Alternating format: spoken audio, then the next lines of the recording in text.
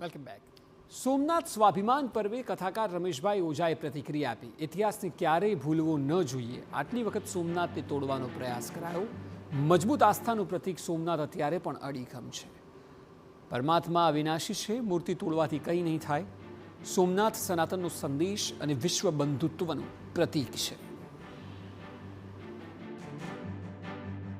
ઇતિહાસને આપણે ક્યારેય ભૂલવો ન જોઈએ અને ઇતિહાસથી શીખીને આપણે જગતની સામે એક વસ્તુ સાબિત પણ કરી છે કે હિન્દુઓની સનાતનીઓની આસ્થાને કોઈ નહીં તોડી શકે.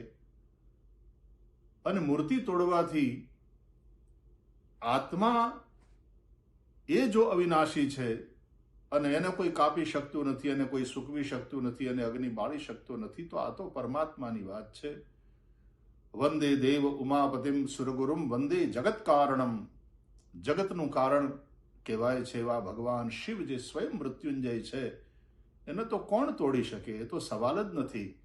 પણ લોકોની આસ્થાને પણ કોઈ તોડી ન શકે.